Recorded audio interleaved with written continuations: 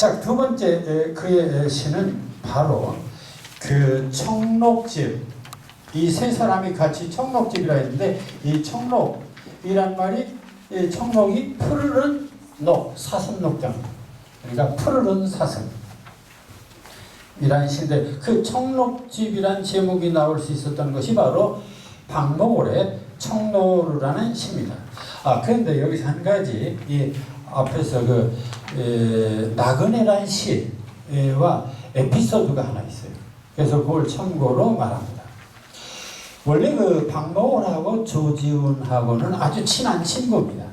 그래서 어느 날 같이 부엌사야 그늘 밑에서 술 마시며 밤에 아마 지냈던 것 같아요.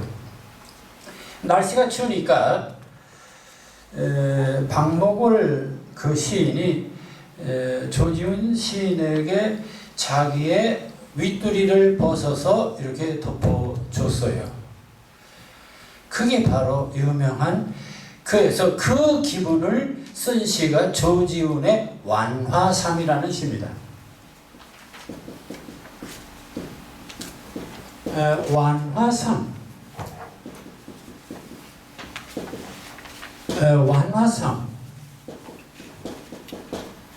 완화삼이란 무슨 말이냐면은, 완자는 완상한다, 감상한다, 꽃을 이 삼자는 그 삼배, 그 옷을 말합니다. 그러니까 꽃을 보면서 즐기던 적삼, 뭐 이런 얘기죠.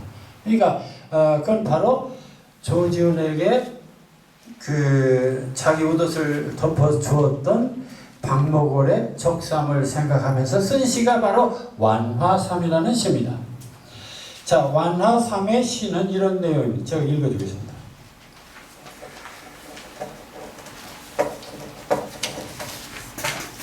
완화삼. 차운산 바위 위에 하늘은 멀어. 그 완화삼이라는 시에다가 밑에다가 그 뭐라고 썼냐면은 목월에게 이렇게 말을 썼어요. 다시 말하면 목월에게 감격해서 목월을 위해서 쓴 시예요. 내용이 이런 것입니다. 차운산 바위 위에 산새가 굿을 피운다. 그러니까 그때 아마 차운산에 있었던 분이죠. 그때 산새가 굿을 피울었어요.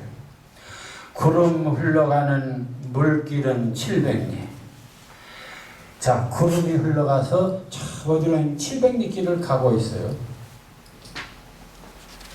나그네 긴 섬에 꽃잎에 젖어. 나그네 긴 섬에, 자기들을 나그네라고 했겠죠. 긴 섬에가 꽃잎에 젖어. 술릭은 강마을에 저녁 노을이여. 술릭는 그때는 강마을, 네, 강마을 됩니다. 강마을. 그러니까 그건 가능해. 술릭는, 자, 이게 박목월은 그 술릭는 마을마다 타는 저녁놀 했는데, 사실은 술릭는 강마을 하면 맞는 얘기예요. 그러면 강마을, 강에 있는 마을이야 당연히 전부 이렇게 호객, 손님을 막기 위해서 술을 많이 빚어놨겠죠. 옛날도 강가에서는 만일 이렇게 놀러 오는 사람이 많지 않습니까? 자, 그래서 바로 그런 귀절이 있었어요. 술릭는 강마을에 저녁놀이여. 이밤 자면 저 마을에 꽃은 지리라. 다정하고 한마음도 평인양하여 달빛 아래 고요히 흔들리며 가노니 술릭은 강마을의 저녁놀이. 자, 술릭는 강마을의 저녁놀이요. 이런 시를 써서 목월에게 보낸 것입니다. 그랬더니 목월이 답장으로 쓴 시가 바로 나그네란 시다. 그러니까 바로 이 완화삼에 있는 그 시 내용을 상당히 많이 참고로 했습니다. 이제 700리를 여기서는 300리. 여기 강나루를 여기는 뭡니까? 강나루. 네, 강마을이 강나루. 술릭는 강마을의 저녁놀이. 술릭는 마을마다 타는 저녁놀 어떻습니까? 자, 술 읽는 강마을의 저녁 노을이여 하는 말하고, 이 술 읽는 마을마다 타는 저녁 노을, 요게 상당히 그 닮았죠. 그런 그 바탕후에 쓴 것이다. 그러니까 화답시였어요. 완화삼의 화답시였다. 어쨌든 이걸 보면서요, 참 우리도 시를 쓰면서 이렇게 서로 시를 주고받으면서 이런 시를 나눌 수 있는 시우, 참 시우, 시의 벗이 있다면 얼마나 좋을까 하는 생각도 해봅니다. 그러니까 옛날에는 그 선비들이 시를 쓰면서 서로 이렇게 즐기고 교우하고 그랬어요. 그러니까 옛날에 적어도 요즘 말하자면 엘리트 유식하다고 하면은, 양반이고 하면은 시서예악, 시와 서와 예와 악을 할 줄 알아야 돼요. 그게 바로 옛날 선비들. 그러니까 옛날 선비들이 훨씬 시적인 안목이 높았어요. 요즘은 시인만 시 쓰는 걸로 되어 있는데 그렇지 않았어요. 자, 두 번째로 청로로 넘어갑니다. 청로로. 그 청로로 했는데 밑에 또 청로로가 시작했네요. 그게 잘못됐어요. 그 제목인데 청로로는 지워야죠. 자, 먼 산 청운산 낡은 기와제, 산은 자산 범눈 녹으면 느릅나무 속잎 피는 12고비를 청로로 맑은 눈에 도는 구름. 자, 요것도 앞에 그 나그네하고 리듬이 어떻습니까? 같은 리듬. 먼 산 청운사 낡은 기와제, 삼원보예요. 산은 자산 봄눈 녹으면 느릅나무 속잎 피는 12고비. 여러분들 느릅나무 속잎 피어나는 12고비를, 이거 글자 많지 않냐? 많아도 읽을 때는 어떻게 읽습니까? 느릅나무 속잎 피는 12고비를, 이것도 삼원보로 이렇게 되어 있어요. 그 다음에 청로로 맑은 눈에 도는 구름. 이게 네 줄이나 되는데 줄은 네 줄이지만 음보로 따지면은 청로로 이음보, 맑은 눈에 이음보, 도는 구름, 이음보, 삼원보예요. 자, 그러니까 이것은 삼원보인데 약간 변형시켰을 뿐입니다. 그러니까 이건 바로 역시 이것도 삼원보다. 삼원보 변형입니다. 자, 요걸 여러분들이 잘 알아야 됩니다. 그러니까 여러분들이 시조를 쓸 때, 또 시를 쓸 때 고지식하게 이렇게 주어 서술어 한 줄 한 줄 이렇게 꼭 쓸 필요가 없다는 것입니다. 줄을 바꿔도 얼마든지 된다. 그것을 잘 보여주는 그런 것이라고 봐야겠죠. 그 다음에 또 하나는 이 시를 보면요, 그러니까 이 시도 상당히 민요적이고 전통적인 가락에 실었다. 근데 이 시를 보면은 그 상당히 니은이 많이 들어있어요. 먼 산, 니은. 청운사에도 낡은도 있고, 산도 있고, 자산도 있고, 봄눈에도 있고, 녹에도 있고, 느릅나무에도 있고, 피어나는, 물론 글을 쓰다 보면 니은 많이 들어가죠. 어쨌든 이 니은음이 많다. 그만큼 부드러운 그런 음색을 드러내기 위해서 썼다 하는 게 하나 있고요. 또 하나는 이 시를 보면은 자기 얘기는 하나 없습니다. 요거 특징입니다. 요것을 우리가 주의해야 됩니다. 시를 쓰면서 이런 것입니다. 꽃이 피었다. 꽃이 진다. 그러고서 그 다음에 내 마음도 진다. 그럼 뭐예요? 이것은 객관적인 서술을 하고 그 다음에 내 마음도 진다 하면은 주관적인 서술입니다. 그런데 그렇게 할 수도 있어요. 그러나 여기 봐요. 먼 산 청운사 낡은 기와제. 지금 이 사람은 뭐와 같으냐면은 카메라로 여기 지금 풍경을 지금 스케치 쫙 이렇게 촬영하는 식입니다. 자, 먼 산 청운사 낡은 기와제.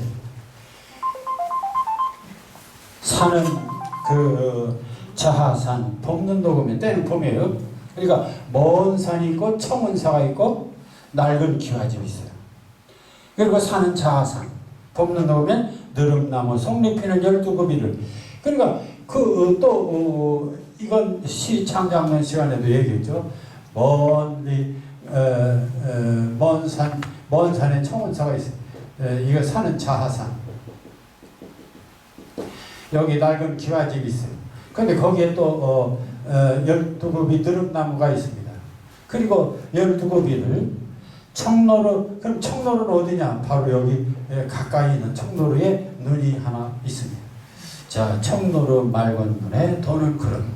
그래서 이 시인이 자기의 감정을 드러낸 게 아니라 본대로 멀리서부터 가까이, 멀리서 먼 원경, 중경, 근경으로 이렇게 시각을 이렇게 이동시킨 그런 시입니다. 그러니까 우리가 시를 쓸 때 제일 먼 것, 중간 것, 가장 가까운 것, 그렇게 쓸 수도 있죠. 이게 시 창작 방법의 또 하나의 방법입니다. 그래서 내가 이걸 가리켜서 시의 원근법.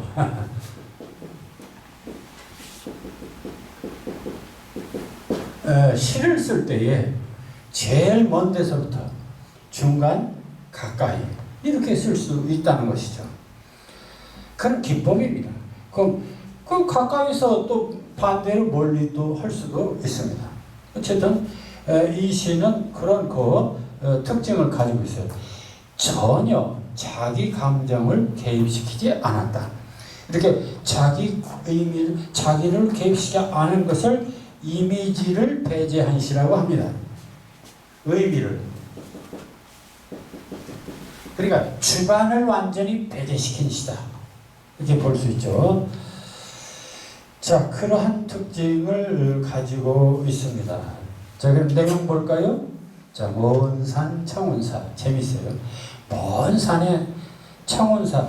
요즘 하면 청운사, 절 이름인가 보다. 이렇게 생각할 수 있지만, 청은 푸를 청에 구름, 푸른 구름의 절. 그냥 쓴 게 아니다. 의도적으로 썼다는 것이죠. 낡은 기와집이 있습니다. 그럼 이건 뭐예요? 아주 고풍이 있는, 멀리 않게 먼 고풍스러운 그런 풍경을 우리가 연상하게 만듭니다. 그리고 산은 어떤 산이냐? 자하산이야. 그럼 보랏빛, 그리고 노을, 하입니다. 보랏빛 노을의 산. 얼마나 좋. 그러니까 이게 우리가 한자어로 쓴 시, 한문을 모르니까 느낌을 우리가 몰라서 그렇지, 그 뜻을 알면 한시에도 대단히 훌륭한 이미지가 있습니다. 그래서 우리가 시를 공부할 때 유명한 이런 이백이나 이런 사람들의 시를 공부할 필요가 있습니다. 이태백의 시라든지 두보의 시를 봐야 됩니다. 그 사람 옛날 중국의 아주 낡아빠진 시인이다. 천만의 말씀입니다. 그 사람들이 정말 명시가 된 이유가 바로 그런 것입니다. 한자로 썼지만 현대 시인보다 훨씬 천재적으로 이미지를 잘 살린 시들입니다. 그러니까 우리가 고전이 왜 중요하냐, 고전을 왜, 유명한 책을 왜 봐야 되느냐 하는 것입니다. 우리가 현대 잘 쓴 시인들만 어쩌고, 아니, 옛날에도 훌륭한 시인이 너무나 많습니다. 수천 년, 수백 년 지나도 역시 명시로 남는 게 바로 이백이나 두보의 시입니다. 왜 그렇게 유명할까? 그 시들이 전부 다 그런 이미지, 상상력을 풍부하게 표현하고 있기 때문에 그렇습니다. 그러니까 글자 수 맞췄다, 이게 정형시다, 이런 소리, 그런 건 배우지 않아도 됩니다. 그분들이 사물을 표현한 방법. 여기 지금 자산이니 청운사도 따지고 보면 대단히 시적인 표현입니다. 자, 어쨌든 먼 산 청운사에 낡은 기와집이 있습니다. 산은 자산. 근데 그 때는 언제냐? 봄이에요. 봄도 녹으면 느릅나무 송잎피는 12구비를 해서 아주 우거진 숲을 느끼게 만들고 있죠. 근데 거기에 청노루가, 푸른 노루가 그 맑은 눈에 그 눈 속으로 구름이 지나간다 이겁니다. 아주 세밀하게 본 거죠.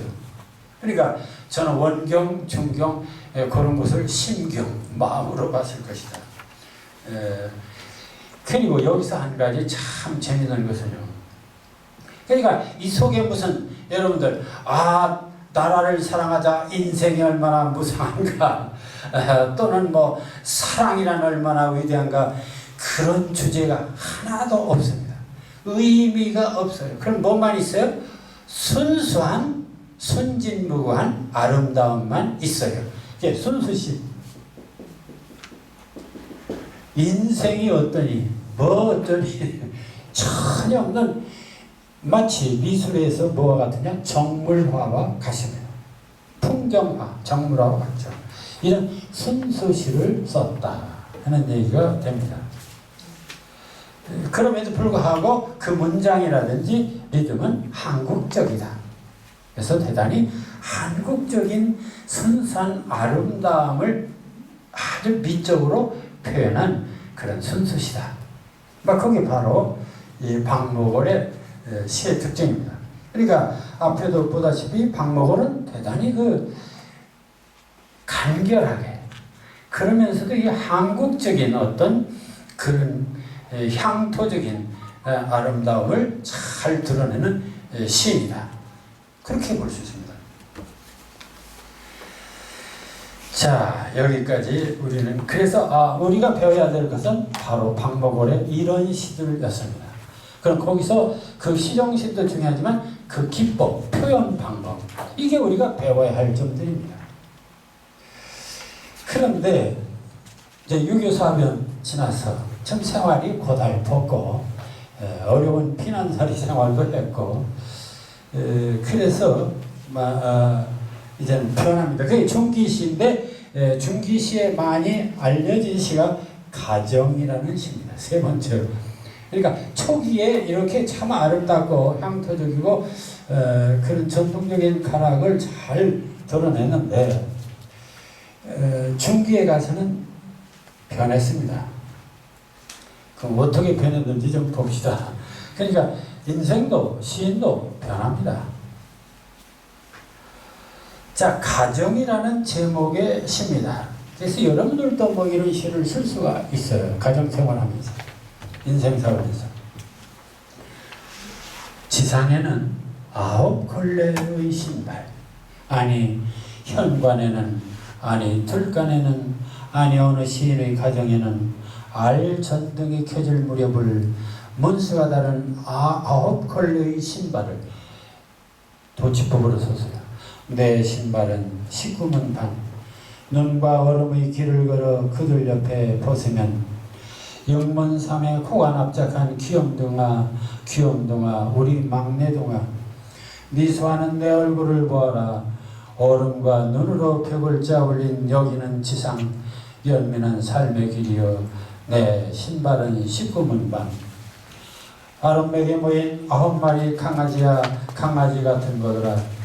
굴욕과 굶주림과 추운 길을 걸어 내가 왔다. 아버지가 왔다. 아니 19문 반의 신발이 왔다. 아니 세상에는 아버지라는 어설픈 것이 존재한다. 미소하는 내 얼굴을 보아라. 어떻습니까? 뭐 같아요? 가장으로서 9 식구를 거느린 가장으로서 그 애환과 고통과 괴로움과 가정의 사랑을 드러낸 시입니다. 최근에 뭐 아버지라는 소설도 있고, 뭐 그래서 이제 아버지는 뭐 완전히 가족에서 밀려난 한물간 존재로 취급당하고 있는 게 오늘의 시대다. 그런데 물론 이것은 지금은 아닙니다. 60년대 고무신 신던 19문 반, 6문3에 고무신 신던 바로 50년대, 60년대 6.25 사변 지나고 피난살이 하던 그 시절의 아버지의 모습입니다. 그래서 이런 시를 가리켜서 뭐라고 하냐, 아까 그렇게 순수하고 아름답던 정말 현실하고는 아무 관계없는 초연한 달관된 시를 쓰는 이 사람이 현실, 그냥 그 각박한 팍팍한 현실을 그대로 드러내고 있는 그걸 바로 생활시, 이런 걸 생활시라고 얘기를 합니다. 그래서 우리는 또 이렇게 생활시도 쓸 수가 있습니다. 자, 봐요. 지상에는 9켤레의 신발, 완전히 길이도 길었고, 그러니까 자기 얘기를 하려면 길어져요. 그렇지 않습니까? 그러니까 예술적으로 정리하려면 짧아도 되는데 자기 의견을 많이 내려면 길어지는 것이 바로 시의 특징입니다.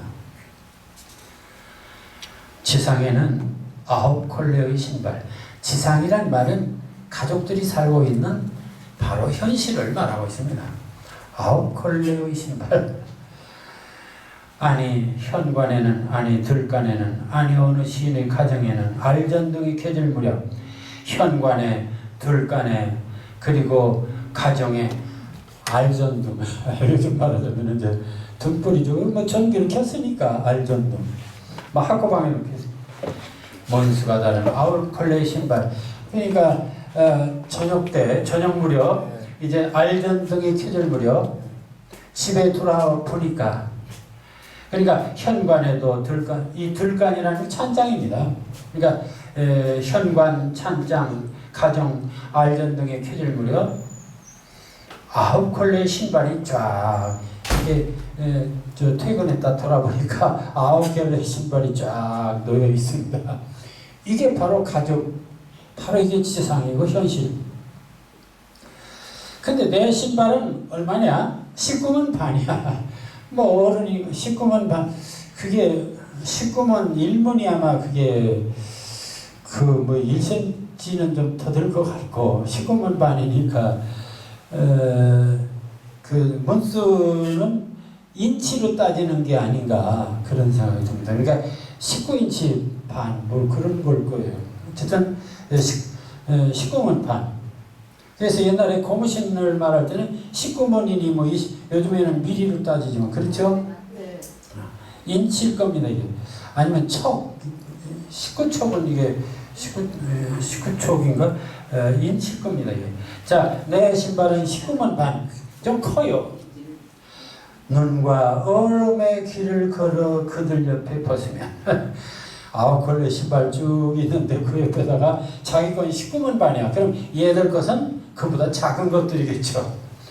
자, 육문삼의 코가 납작한 귀염둥이 귀염둥아 우리 막내의 막내 것은 육문삼의 아주 조그만한 신발입니다. 이건 뭘까요? 가장으로서 책임감 같은 것을 표현하는 시죠. 나는 19만 반 큰 신발을 신는 가장, 그리고 이것은 조그만한 가족들은 조그만 신발을 신는 그런, 나는 생계를 책임지는 사람. 자, 그런데 자, 미소하는 내 얼굴을 보아라. 밖에 나가서는 자, 여기서 눈과 얼음의 길을 걸어. 그게 뭔 소리입니까? 차가운 정말 냉혹한 현실에서 하루를 생활하다가 돌아와서, 그런데도 집에 돌아오면 어때요? 내 미소하는 내 얼굴을 보아라. 아무 일 없었다는 듯이 그 자식들, 가족들 앞에서는 미소하는 얼굴. 얼음과 눈으로 벽을 짜올린 여기는, 그래서 결국 집이란 게 뭐냐? 얼음과 눈으로 벽을 짠 거예요. 사실 고생하면서 집을 진 거죠. 여기는 지상 연민한 삶의 길이요 내 신발은 19만 반. 바로 그러한 것이 바로 오늘의 그 가족 현실이라는 얘기입니다. 그러면서 다시 이제 아이들한테 말합니다. 아랫목에 모인 9마리 강아지 많이 낳기도 합니다. 강아지 같은 것들아, 굴욕과 굶주림과 추운 길을 걸어 내가 왔다. 굉장히 그 앞에 나오는 눈과 얼음의 길을 걸어왔다는 말하고 같은 거죠. 아버지가 왔다. 아니 시꺼먼 반의 신발이 왔다. 아니 지상에는 아버지라는 어설픈 것이 존재한다. 그래서 아버지란 존재를 솔직히 고백하는 그런 모습입니다.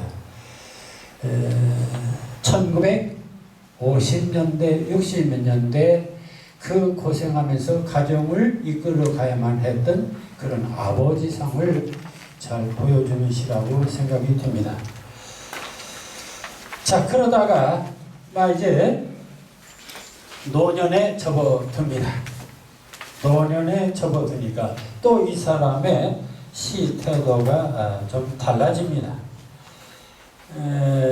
그래서 나온 시가 바로 나무라는 시를 볼 수가 있습니다.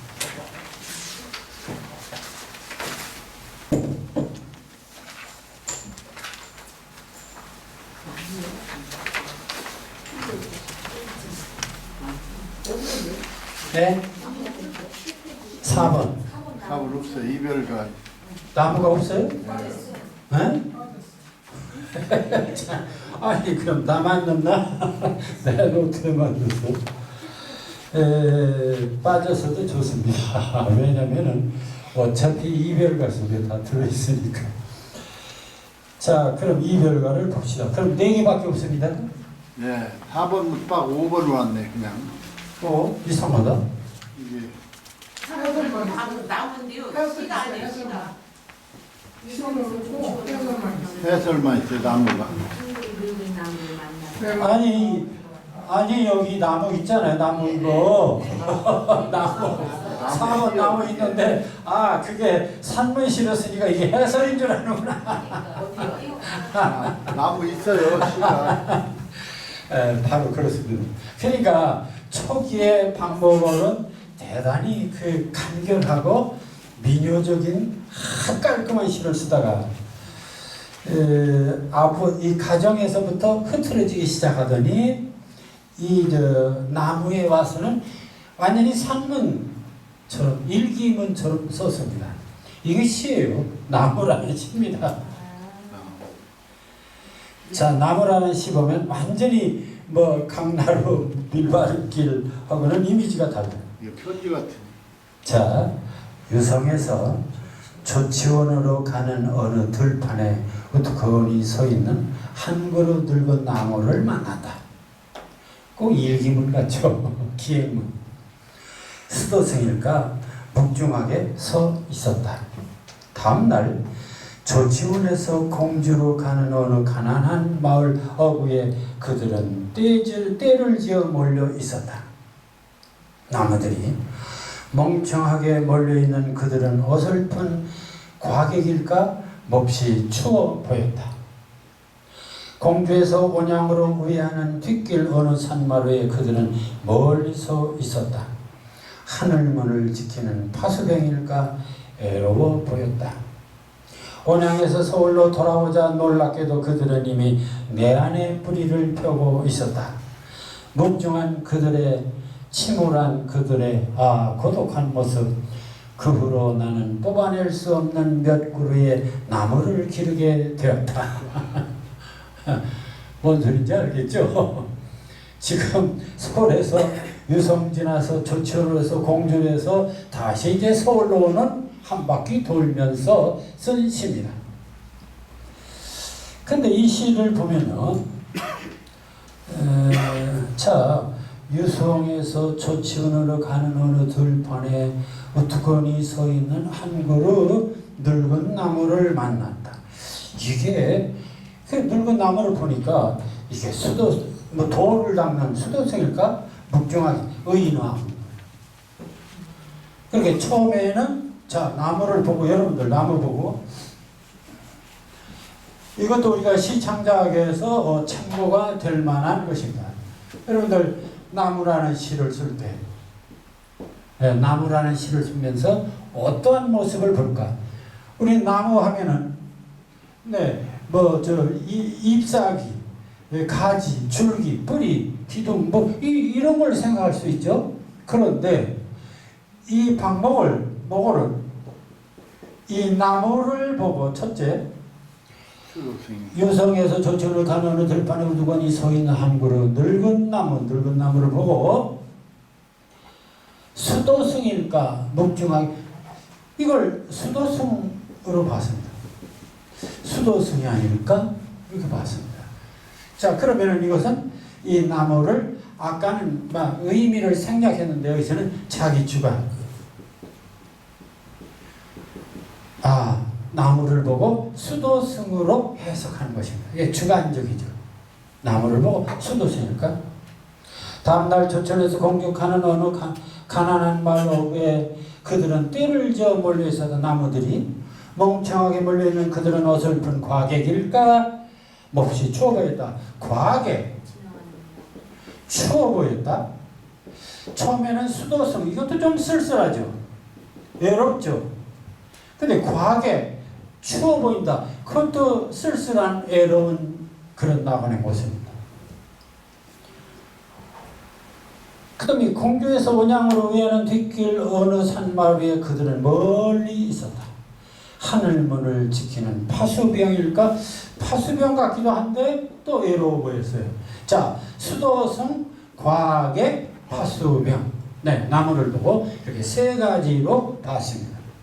그러니까 바로 우리가 시를 쓰면서 어떤 대상, 나무 하니까 이게 자연물이다. 그러니까 또는 꽃을 보면 이거 식물이다. 이렇게 볼 게 아니라 그것을 인간하고 비교하면서 대조하면서 보는 것입니다. 인간으로 보면 저게 뭐라고 할까? 나무를 보고 수도승, 과객, 파수꾼 이렇게 봤죠. 그리고 이들의 공통점은 뭐냐?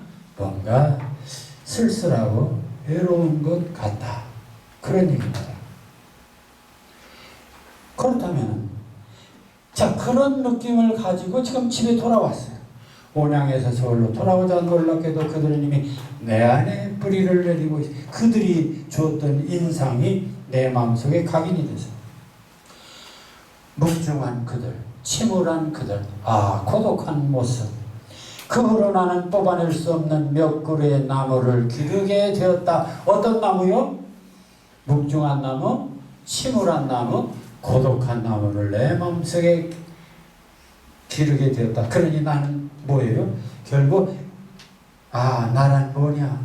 나무도 이렇게 고독하고 묵중하고 쓸쓸한데 나도 결국은 쓸쓸하고 고독한 존재로구나. 네, 존재, 그걸 실존이라고. 나란 어떤 존재인가? 나무를 통해서 깨닫게 된다. 그런 인생론적인 시각 때문에. 그래서 이걸 존재 탐구라고. 어떤 좀 실존적이다. 실존적이다. 그리고 그러한 그 실존적인 자세가 더 강화된 게 있습니다. 그게 바로 그의 이별가라는 시입니다. 그래서 이별가를 계속 보겠습니다. 이건 후기시입니다. 노인이 돼가지고 그는 이런 시를 썼어요. 자, 이별가 어떻게 뭔 이별인가 봅시다. 뭐라카노 저편 강 기슭에서 네 뭐라카노 바람이 불어서. 자, 이거 무슨 소리? 뭐라카노 경상도 사투리입니다. 뭐라카노 뭐라고 너 지금 뭐라고 말하고 있느냐? 저편 강 기슭에서. 그럼 뭐예요? 자, 이 사람이 지금 강을 사이에 두고 이쪽에 잘 안 들린다 또 뜻이에요. 그렇죠. 저쪽 보면서 야, 너 뭐라카노. 지금 이쪽에 나가 여기 있어요. 네가 저쪽에 있어요. 그러니까 뭐라카노 저편 강 기슭에서 네 뭐라카노 바람에 불려서 잘 안 들려. 야, 너 뭐라고 하는 거야 거기서. 그럼 이게 뭘까요? 그 밑에 보면 뭐냐면 여기는 이승이에요. 살아있는 세계, 죽음의 세계입니다. 저승. 이렇게 죽은 친구한테 강 건너에 있는 야, 너 뭐라고 지금 하고 있냐? 바람이 불어서 잘 안 들려. 상당히 심각하죠. 그 다음에 이승 아니면 저상으로 떠나는 뱃머리에서 나의 목소리도 바람에 날려서. 자, 이승 아니면 저승으로 나도 지금 말이요. 그러니까 이미 간 저승에 가 있는 야 너 지금 나한테 뭐라고 하냐? 뭔 소리 잘 안 들린다. 그런데 나도 이제 뱃머리에서 떠나게 되었다.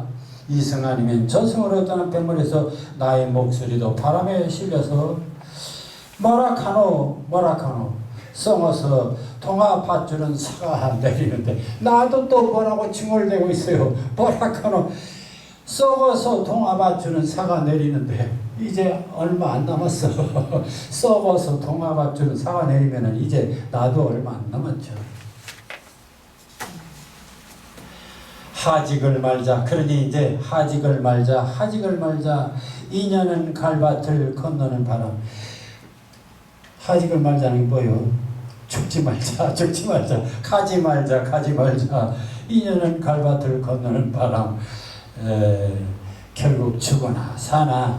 인연이라는 것은 있는 것 아니냐. 뭐 이제 이런 좀 초연하게 좀 생각해. 뭐라카노. 네 흰옷 옷자락이만 펄럭거리고 도대체 저승의 세계가 참 어떤 세계인지 잘 알 수가 없는 거예요. 그러니까 다시 뭐라카노 네 흰옷 옷자락만 펄럭거리고. 그런데 알았어. 오냐. 알겠구나. 이승 아니면 저승에서라도 반복하겠습니다. 인연은 갈밭을 건너는 인연. 그러니까 인생은 죽지만 인연은 갈밭을 건너는 바람 같은 것. 그러니까 인연은 끝나지 않는 이런 것이라는 어떤 긍정적인 거죠. 그러면서 뭐라카노 저편 기슭에서 네 음성은 바람에 불려서 오냐. 그래 알았다. 나의 목소리도 바람에 불려서 결국 남은 건 뭐예요? 저승이나 이승이나 물론 이제 마지막이기는 하지만 저승이나 이승이나 다 인연은 갈밭을 건너는 바람 같은 것. 좀 약간 허무하기도 하고 그러면서도 그걸 삶과 죽음의 세계를 좀 이렇게 초연하게 초월해 보려는 그런 그 의욕을 깔고 있는 시가 바로 이 마지막 시가 됩니다. 자, 이렇게 해서 방목을 시의 생애, 시세계. 그래서 이 후반기 시들은 그냥 참고로 볼 것이고 우리가 시를 공부하면서 시를 쓰면서 정말 배워야 할 것은 역시 명시로 알려져 있는 나그네와 청로로 이런 시를 통해서 시를 어떻게 쓸 것인가를 공부하고 배우는 것이 중요하다. 그런 얘기가 되겠습니다. 그의 설명은 여러분들이 시간 있을 때 읽어보시면 되겠습니다. 좀 쉬었다 합시다.